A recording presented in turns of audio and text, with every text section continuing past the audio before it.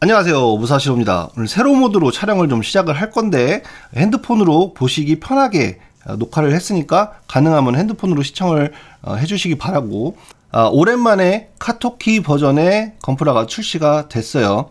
자, MG 파즈입니다. 파즈. 풀 아머 제타 건담이 아니라 파즈예요.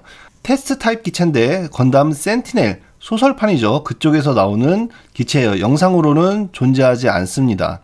해서 양상기라기보다는 테스트 타입의 기체인데, 간단하게 기체의 특징을 말씀을 드리자면은 프라모 제타 건담이 아주 극강의 화력을 자랑하는 기체라고 본다면은 장거리 화력 지원용 기체라고 보시면 되겠습니다. 자세한 거는 나무위키를 참고하시면 감사하겠습니다. 카토키 버전스러운 그런 매뉴얼 표지를 하고 있습니다. 첫 장을 보시면은 키트에 대한 간단한 설명이 써져 있고요. 런너 구성표인데, 런너 구성표를 자세히 볼까요? X 쳐져 있는 게 정크 파츠, 그러니까는 요번 조립에는 쓰이지 않는 파츠라는 뜻이에요. 근데 보시면 X가 너무 많아요. 정크 파츠가 이렇게 많은 이유는 지금 이 키트가 더블 제타 건담 버전 카토키 강화판을 기반으로 하고 있기 때문이에요. 근데 거기서 이제 프라모 제타 건담에 필요한 파츠들에 대한 런너를 추가하고 그러다 보니까는 정크 파츠가 많은데, 정크 파츠가 많은 건 상관이 없습니다. 불만인 것은 이 정크 파츠에 대한 가격을 우리가 다 지불해야 된다는 얘기예요. 이렇게 정크 파츠들이 많이 남는 키트들의 가격을 한번 살펴보니까 정크 파츠가 많이 안 남는 키트들보다 가격이 좀 비쌌어요. 반다이가 일반적으로 가격을 책정을 할 때 플라스틱 런너들의 합의 무게를 재가지고 가격을 책정한다고 알고 있거든요. 정크 파츠는 자기들이 반다이가 생산하기 편하게 하기 위해서 정크 파츠가 들어있는 런너를 통으로 넣어서 생산을 하는 건데, 그 가격 그리고 정크 파츠를 처분해야 되는 수고로움까지 우리가 다 감당을 해야 된다는 거죠. 그 점이 상당히 불만이고 반다이는 앞으로 조금 개선을 해야 될 부분이라고 생각이 듭니다.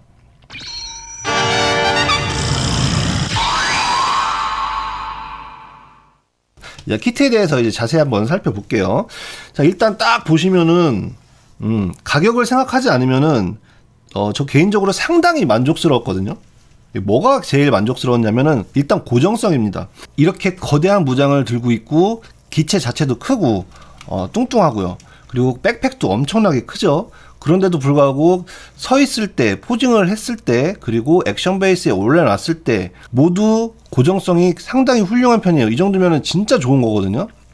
더블 제타에 비해서 이렇게 큰 하이퍼 메가 캐논이라든지 추가 무장도 이렇게 많은데 밸런싱을 완벽하게 갖춰놨어요. 대단하다고 생각을 합니다. 많은 건프라에서 문제가 됐었던 요 어깨 부분의 고정성, 그리고 허벅지, 고관 부분의 고정성도 상당히 괜찮은 편이고요. 다리 발바닥도 상당히 넓고 고정도 잘 되기 때문에 앞뒤로 흔들림도 상당히 적습니다. 그런 것을 다 감안하더라도 이렇게까지 큰 백팩을 들고 큰 메가 캐논을 들고 있음에도 불구하고, 그리고 자립이 완벽하다는 것은 상당히 놀라운 점이라고 할 수밖에 없어요. 그 다음 프로포션. 더블 제타 건담 디자인 좋아하시는 분 많죠. 무장이 화려한 기체를 원하신다면은 아주 매력적인 키트라고 볼 수가 있는데요. 더블빔 라이플이라든지 하이퍼 메가 캐논이라든지 백팩에 달려있는 고정형 빔포라든지 가슴 쪽에 달려있는, 이렇게 열리거든요. 달려있는 미사일 포트라든지 이런 식으로 보이는 미사일 포트라든지 디테일이나 그런 것들도 상당히 훌륭하고, 보는 맛, 만지는 맛, 만드는 맛 모두 훌륭합니다. 근데 전체적으로 봤을 때 한 가지 조금 아쉬운 점은 무장이 안 그래도 엄청나게 큰데 한쪽으로만 쏠려 있기 때문에 어쩔 수 없이 약간 이쪽으로 기울어져 있죠. 이건 조금 어쩔 수가 없는 부분이라고 생각해요. 아무리 고정성이 좋아도. 만약에, 하지만 이게 파즈가 기본적으로 더블 제타를 기반으로 하고 있지만 변형이 안 되는 기체란 말이에요. 더블 제타 같은 경우는 3단 분리 합체가 되고 변형까지 되는 기체라서 프라모델 재현을 코어 파이터를 중심으로 허리가 연결이 되게 그렇게 설계를 했지만, 파즈는 굳이 코어 파이터를 넣을 필요가 있었을까 라는 생각이 듭니다. 코어 파이터가 없이 허리를 양쪽에서 이렇게 뭘 심어서 고정시켜 놓을 수 있는 그런 식으로 설계를 했다면은 아마 이 무장까지도 버텨낼 수 있을 정도로 허리를 고정시킬 수 있었다고 봐요. 굳이 코어 파이터를 재현할 필요는 없었을 것 같은데 그것을 새로 디자인하지 않은 것은 조금 아쉬운 것 같아요. 설정상인 파즈에도 코어 파이터가 있나요? 자, 원래는 지금 이렇게 되어 있는데 각도가 원래는 이 정도로 되는 게 맞는 거예요. 살짝 기울어졌죠? 여러분 알다시피 저는 기본적으로 도색을 전제로 프라모델을 만드는 그런 사람이에요. 그래서 지금 먹선도 하나도 없고요. 데칼도 하나도 없어요. 데칼 얘기가 나왔으니까 데칼 한번 살펴볼게요. 예, 카토키 전용 디자인 데칼이 들어가 있습니다. 습식 데칼이고요. 악명이 높다고 해야 될까요? 명성이 좋다고 해야 될까요? 카토키 버전 데칼답게 데칼량이 어마어마합니다. 일단 번호는 182번까지 있는데 한 개 번호당 할당량이 많은 것도 있기 때문에 제가 듣기로는 300개 가까이 된다고 들었어요. 맞는 숫자인가요? 자, 모델 페인터로서 가장 반가웠던 점은 분할입니다. 외장 같은 경우는 디테일이 그렇게까지 좋다고 말씀드릴 수는 없을 것 같아요. 패널 라인이 상당히 심플합니다. 요거는 이제 모델러들이 자유롭게 패널 라인을 좀 디자인을 하셔야 될 것 같고, 패널 라인 디자인을 새로 안 파주면은 도색을 했을 때 약간 조금 심심할 것 같아요. 추가 외장들이 조금 많이 심심한 편이죠. 하지만 이 추가 외장 이외에 다른 부분들은 색분할이 상당히 훌륭한 편인데요. 이 노란색으로 색분할된 하이퍼 메가 캐논 부분이라든지 이런 부분들, 탄띠 부분들, 이런 것들도 다 파츠가 독립적으로 되어 있기 때문에 이런 부분도 상당히 만족스러웠고요. 이거를 이제 이렇게 보면은 잘 모르는데 만드는 과정에서 보니까 안쪽에 부품들이 꽉 차 있어요. 정말 꽉꽉 차 있어요. 이게 변형기체 출신이다 보니까는 변형 기믹들이 안에 꽉꽉 차 있거든요. 그래서 변형기체들이 뭐 다 그런데 이거는 프레임 보는 맛은 그렇게 좋다고 볼 수는 없을 것 같아요. 자, 무장을 떼어놓은 모습인데요. 이 모습 자체로도 상당히 프로포션이 괜찮다는 걸 알 수가 있어요. 더블 제타 강화판이랑 상당히 비슷한 모습을 보이고 있고요. 자, 디테일적인 모습을 보자면은 일단 추가 아머 같은 경우는 조금 아까도 말씀드렸지만 패널 라인이 조금 단순한 편이기 때문에 도색을 하시는 분들은 패널 라인 추가가 좀 많이 필요해 보입니다. 여기저기. 그래서 작업량이 좀 많을 것 같아요. 만약에 이걸 제작을 한다면. 저는 물론 이제 도색을 할 예정이고요. 프라모델 패널 라인 작업을 할 때 곡선이 있는 기체보다는 이렇게 평평한 면이 많은 기체들이 더 작업하기가 쉽고 재미있어요.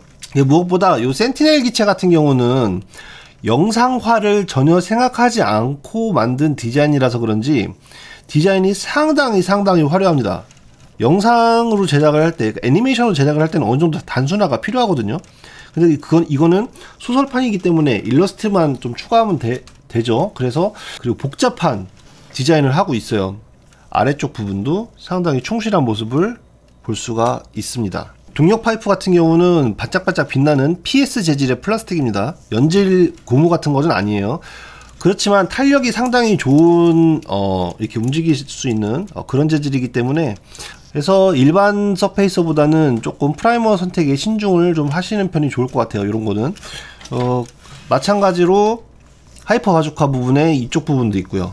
여기도 있고, 예, 이쪽 부분에도 다 마찬가지 PE 재질의 플라스틱이 들어가게 되는데 약간의 신축성이 있기 때문에 프라이머 선택에 신중을 해야 될 것 같고, 이 안쪽에 탄띠 부분은 완전히 연질입니다. 네, 그래서 요 도색을 안 하시는 걸 추천드리고요. 탄띠에 움직이면서 까질 수가 있기 때문에 만약에 하신다면은 가이아노츠 멀티 프라이머 같이 아주 강력한 프라이머가 필요해 보여요.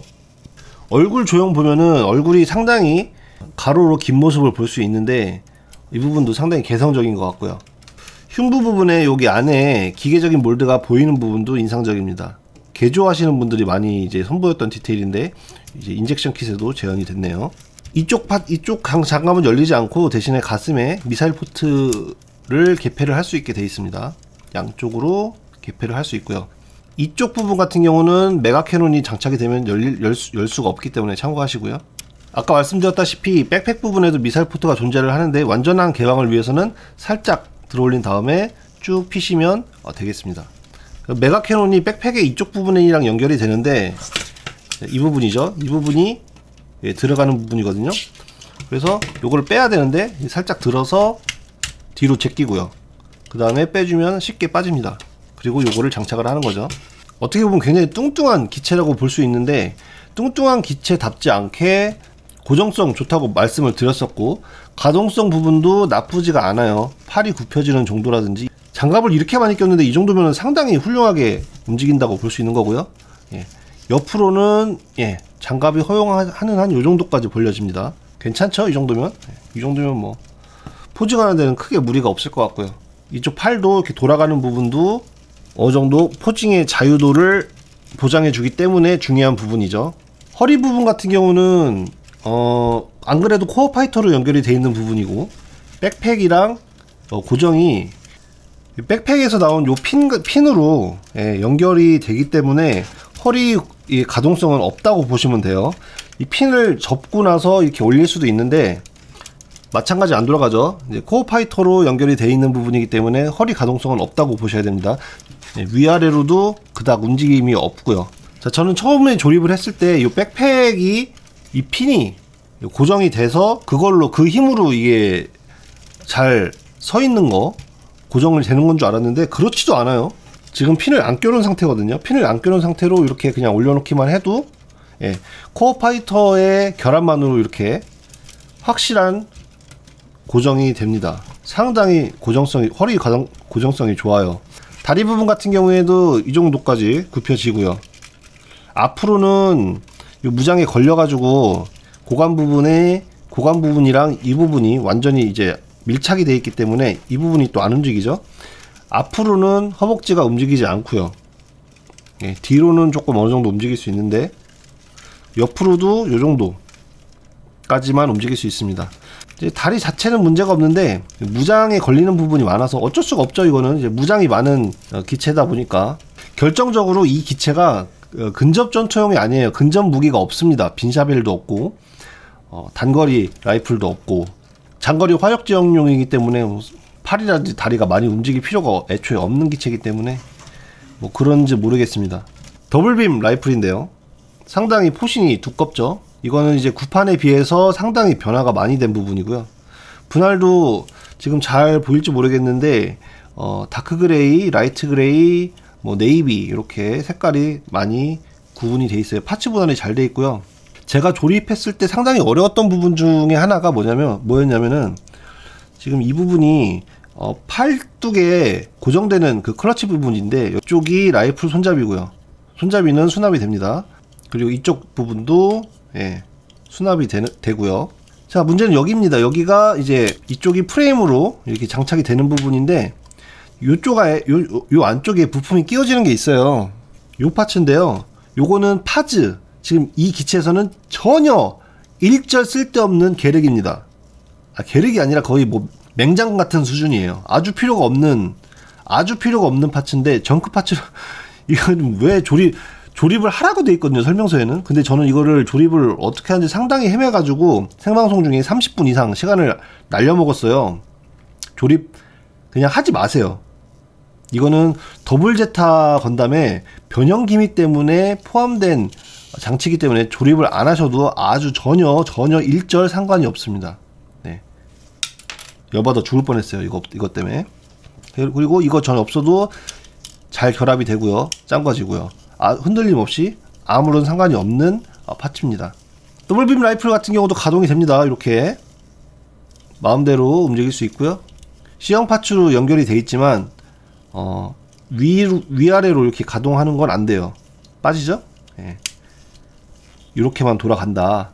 팔의 고정은 손잡이 부분을 꺼내서 별도 들어있는 무장소를 이용해서 잡듯이 할 수도 있지만 그러면 고정성이 좀 약하고요. 여러모로 오른팔 밑에 부분에 이쪽을 연결할 수 있는 장치가 있습니다. 끼워주면 되겠어요. 상당히 단단하게 고정이 되고 팔의 고정성도 좋기 때문에 잘 유지가 됩니다. 전혀 문제가 없어요. 되게 상당히 크고 무거운데도 아무런 문제가 없어요. 하이퍼 메가 캐논 같은 경우도 부품 분할, 색 분할이 상당히 인상적이었어요. 이 안쪽에도 프레임이 보기 좋게 사출이 되어 있고요. 하이퍼 메가 캐논의 각도도 자유롭게 바꿔줄 수가 있고요. 이런 식으로 고정성도 상당히 좋은 편입니다. 동력 파이프의 디테일이라든지 품질도 상당히 우수하고요. 이 부분 같은 경우는 곡선이 이쁘기 때문에 오히려 패널 라인을 조금 생략을 하고 약간 무광 오버코팅으로 도색을 해도 이쁠 것 같다는 생각이 드네요. 이 부분은 뭐 하는 부분인데 왜 이게 움직이는 건지 모르겠네요. 캐논에 이제 캐논 사출할 때 이제 균형 잡으려고 있는 건지 모르겠는데 버니어도 이렇게 가동이 되는 부분이 있습니다. 결합을 한번 해볼까요? 아까 말씀드렸다시피 결합은 이쪽에 미사일 포트를 백팩에 미사일 포트를 꺼내서 뒤쪽으로 당기고 꺼내주면 잘 빠지고요. 마찬가지로 살짝 기울인 상태에서